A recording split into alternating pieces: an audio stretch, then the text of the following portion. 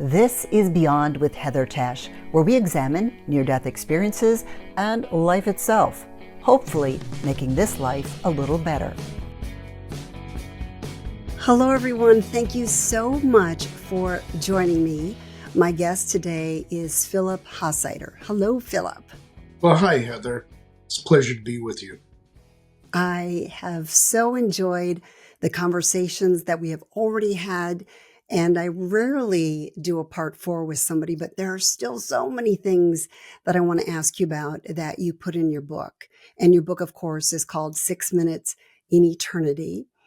So let's get to a few of the things that you mentioned. So one of the things you said is the self-identification I have taken as a body called Philip is only part of my total essence. And the same is true for everyone else.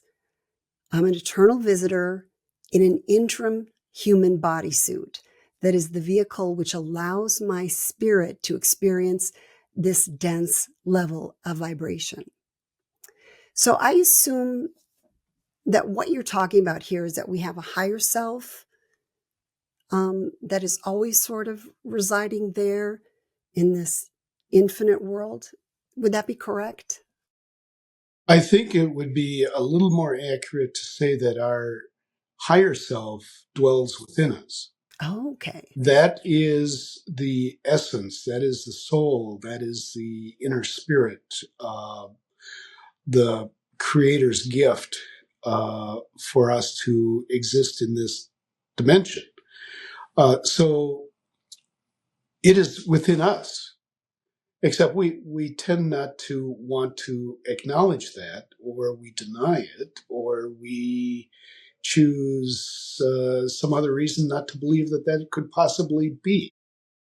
To me, the internal spirit is with us until the physical body ceases to exist. It doesn't function anymore. Well, there's no reason for that spirit to hang around. Certainly, I didn't at the fitness center, the hospital's fitness center. I took off.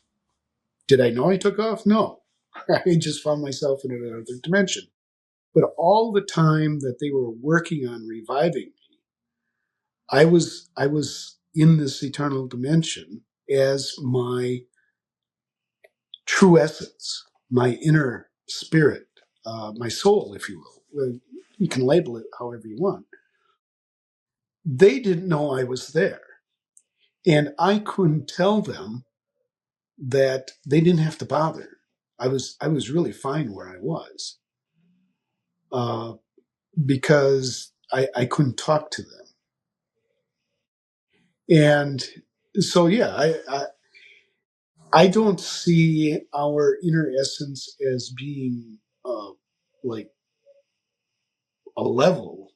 I think it's indwelling within us, and it goes as it leaves the body. So when that soul leaves the body, how much of Philip is still there? How much of Heather will still be there? I think that's been imprinted on our soul from the beginning. We come here and choose to learn, so we have to be born of parents who are humans because that's the species we operate in. And we are given an identity by our parents, and that's the identity we use while we're here. Now, some people, can change their name, and that's fine. But Heather or Philip, this is the identity we were given at our birth. And we need that basically to function within the society that humans have created. So no, I think that it's just a name. But a lot of people enjoy their personality. And so they want to bring aspects of that back. Will I bring my sense of humor?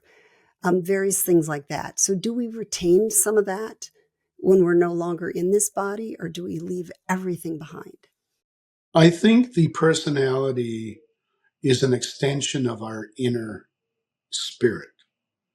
Our personality is our ego system. But to me, that's not the same as our inner essence. Because as humans, we can create a dynamic that allows us or may allow someone to function in a situation that is good, detrimental, not good, some other form. So it does, but that doesn't change the inner truth of that person. Uh, the personality doesn't always acknowledge the truth of the inner person. The personality essence does what the personality essence wants to do and wants to achieve. I don't think the inner essence, the soul, really cares that much about what we accomplish as a human form. I think it's here to experience it and say, oh, that's pretty good. Okay. But the next time it may choose something else. Philip, I want to go over some quotes you had in the book, and you had a couple of great quotes on forgiveness. So I'd like to just read them and then have you comment on them.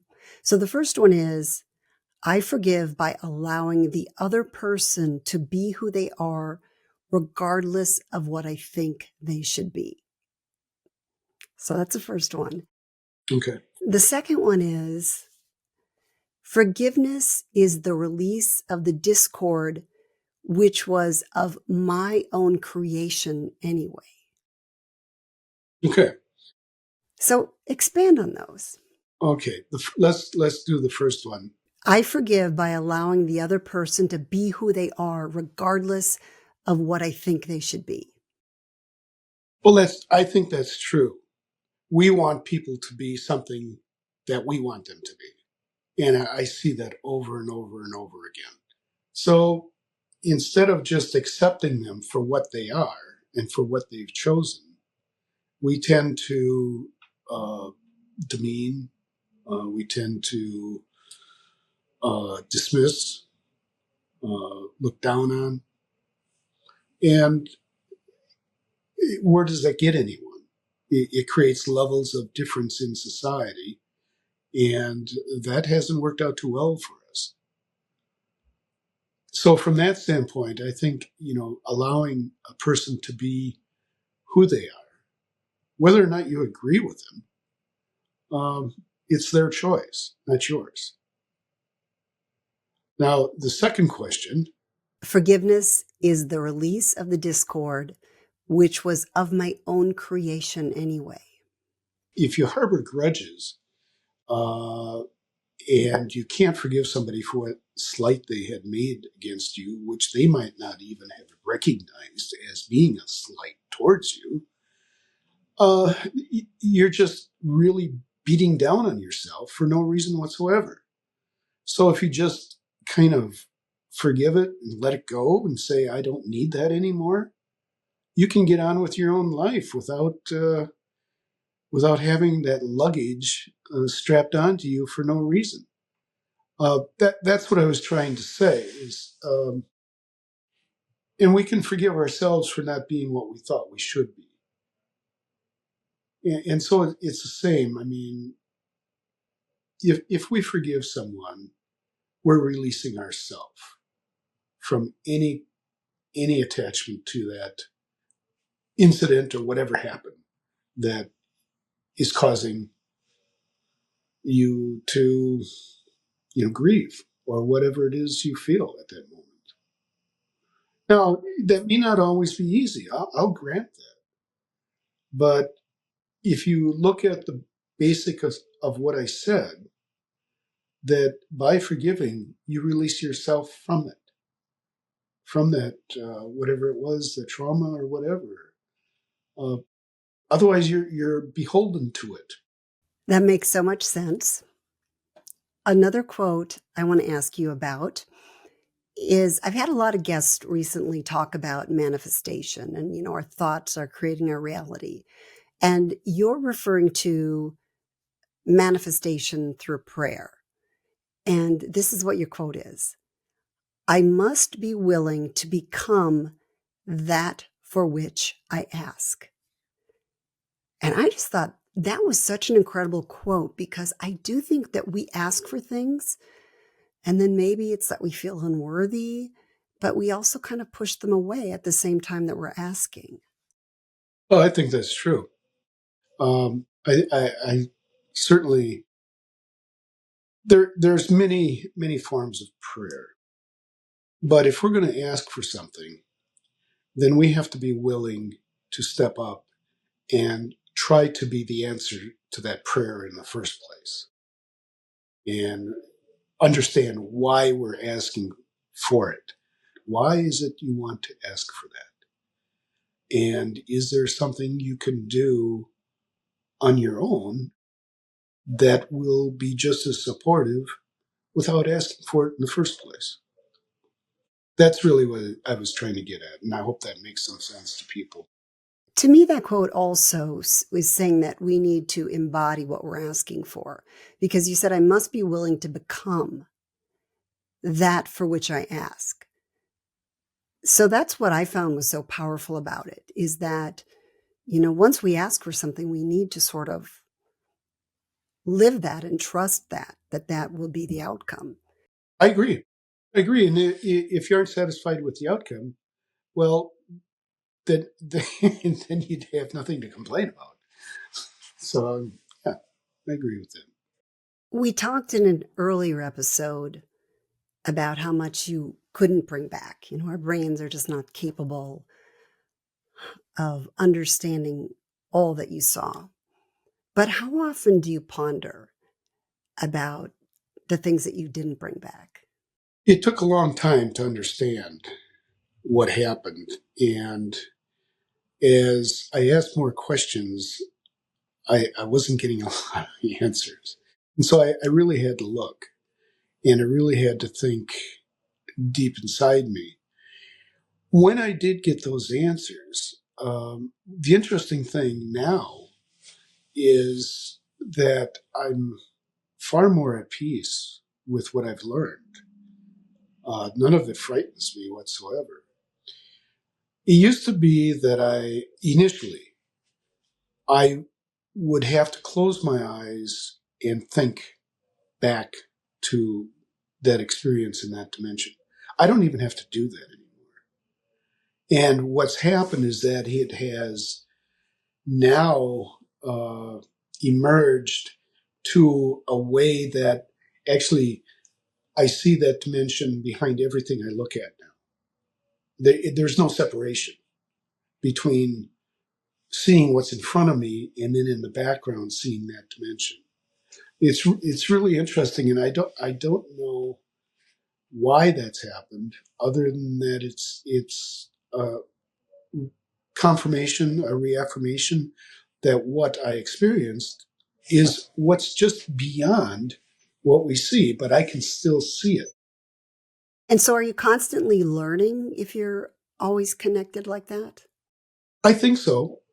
I think I am, which is why some things are a little bit slower to evolve in my understanding of it. I mean, it's not like one day this truck shows up and it dumps this box of answers down on my step and I get to read about it. It's more understanding what I saw in a different way. Not that what I saw changes. It just becomes my interpretation of what I saw. That's and so far I've been satisfied with the track I've been on when these things happen, that they're true. They're true to me. And again, that's what makes the most difference. You mentioned a couple of times those lights that were coming out of the source or the creator, this sphere of light. And then also there were some that were going in. Did you feel like those were people that, like you, have been doing this forever? Or did you feel like new beings were being created and sent out of the creator? At this point, my sense is that what I saw coming out are all newly created entities. But understanding as well that because the source of creation, the God source, has been eternal, that what was inside was also eternal, but not in the form that was ready to maybe come out. And those who return are always going to return back to source at some point. There's no doubt in my mind that we go back. We're called back. And I think there are different vibrational levels of tone that emanate out into the universes, dimensions that act like, well, let me say, homing beacons, for those who may be lost, who maybe can't find their way back. And that is like directing them back to it. I don't think there's two different sources of creation. I think there's one. So everything would come back to that or leave from there. And you also mentioned in an earlier episode that no one's going to be left behind. Well, that's my belief. Yes, because everyone is part of that DNA. I mean, we're here with our own free will, and we can choose to believe what we want to believe, and most people do. And what they believe may not be what I believe. But understanding what I experienced, yeah, they also have, even if they label themselves as an atheist or non-believer or whatever, that's fine. That's their choice. Uh, but in the end, their essence will not stay in their body to find out. It's going to go leave and go somewhere else and learn something else. And in their next iteration of their essence, they may be a leader, or something else. All I'm saying is that what we claim to believe now is not necessarily a part of our inner spirit that's going to leave and go somewhere else and take that with it. It may be a learning experience for that particular soul, and that's good. But it doesn't mean that they aren't going to experience what I experienced, probably in a different way, which would be understandable. But they will all have their time to experience it. Philip, you went through so many changes, and it also took you a while physically to get back to being yourself. So what was this like on your family? In a word, shocking. Um, my wife, my partner, in everything I've done, you know, she had a full-time job, and she got a call that I was on the way to the emergency room, and she had to drop everything. And in that moment, she ended up with 3 jobs. I mean, just like that. She ended up being her full-time job. She ended up being the manager of our farm.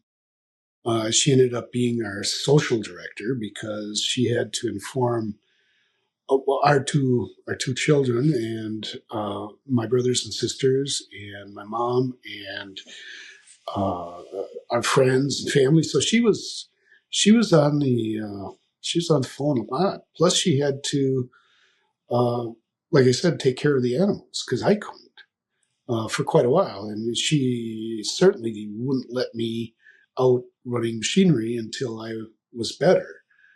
Uh, and she wouldn't let me out near the cattle because she didn't want to find me out in the field. So to say that it was stressful on Mary, my wife, would be such an understatement. A near-death experience such as mine affects more than the person. I came out of it, great. I thought, that was a wonderful experience. I wouldn't recommend people having a sudden cardiac death to experience a near-death experience, but I was grateful for mine. But I'm not sure Mary was because it just turned our whole life. She became the financial officer at a time where I couldn't work. So there were really a lot of pressures on our family. And I think it's the same way with any other family who has a near-death experience partner or in some other traumatic situation, that it's more than just the person involved. It ripples out to other family members. It's only in the last year we've seen some statistics about marriages or partnerships where um, one of the persons in it has had a near-death experience, and the divorce rate is somewhere between 65 and 80%, which is understandable now because what I experienced, I couldn't possibly have Mary experience. And same way, her experience of seeing me in the emergency room and then seeing me afterwards being different, uh, I couldn't see that. And so there was this really juxtaposition between the two of us of what we understood and what we experienced. And she'd bring up something about, well, this bill has to be paid. And I just shrugged my shoulders, say, so what? And it became frustrating for her because she thought I was being completely oblivious to what was going around in her world, which was my world, but I didn't seem to care. Well, it's not that I didn't care. It's just that it didn't seem that important anymore. So there was a lot of stress, a lot of quiet times, walking away from each other. Me mostly shrugging my shoulders, her mostly flipping her arms out, wondering what's wrong with this guy. And so, yeah, it's really a stressful thing on any family situation, and I'm grateful that she stuck with me because I know there were a number of times that she would have just set me outside the door and let me fend for myself if it got any worse. So yeah, it's something to pay attention to for anyone who has had such an experience. Philip, I want to ask you in a moment about what was the most important thing you learned from this. But before I do, one of the things that you had asked yourself, why should I return, or why did I return? And you were told it was to give hope to others. And that's something that you're trying to do by sharing your story here on podcasts like mine, and then also your book. Can you tell people where they can get your book and just a little bit of any other information you want to give as far as your Facebook or how to contact you? The book is available from Amazon. My publisher, Lisa Hagen Books, uh, has gone that route, which it makes it available to everyone fairly easily. So that's where they could find it. I'm at Facebook, phasheiderbooks.com. And also, I have an email. It's Philip Hasheider books@gmail.com if someone has a comment they want to write to me about. I will go ahead and I will stick those also in the description for people to find. Philip, what is the most important thing that you learned from this experience? The most important thing I learned, and it's still very, very much uppermost in my mind, is that death is nothing to be afraid of. We try to avoid it all at all costs, uh, but it's nothing to fear because it's just the end of a portion of our essence, our physical essence here. And we just go on to something else. We are not destroyed. We are not discarded. We are embraced once we leave here. We are welcomed. We are loved. Um, so that's the biggest thing. And I know it's hard for people to realize that when they're faced with a lot of uh, unpleasant situations, or they don't think it's worth going on. But we are here to embrace this life in whatever comes our way. That is our challenge, but that is also our gift. Uh, and that's, to me, is the hope, is that, yeah, I have to, I wasn't given a free pass by having a near death experience like that. I still have to uh, pay bills. I still have to work. Uh, I still have to put up with people I'm not pleased with, but I've become a little bit more generous over the years. Uh, but the hope is that we all have something better coming. Do I want to leave now? No, not necessarily, because I want to experience more of my family, my friends, this universe, as great as it is, and sometimes as taxing as it can be. And it's easy for me to say because I've had such an outstanding experience, but it is what we will all encounter down the road. And so hope is a faith that things will always be better. And that's our hope. And I know they will be better. And that's the hope I hope everyone will be able to cling on to. Thank you, Philip. You have shared so many interesting things. That was a wonderful message as well, and a good reminder to all of us. And I just want to thank you so much for spending so much time with me and my audience and sharing your story and all of these details, because you really did have an amazing experience and you're great at sharing it. Well, thank you. May I also make one last comment? Yes. I live in a rural area, and a small village that I call our town um, has a volunteer fire department. It has a volunteer emergency ambulance service. I want to give a shout out to them because without their selfishness, that I wouldn't be here. I mean, they didn't know me. I didn't know most of. I knew maybe one person in the whole group, but they put themselves out to help me. And oftentimes in rural areas, these are all volunteer people, your neighbors.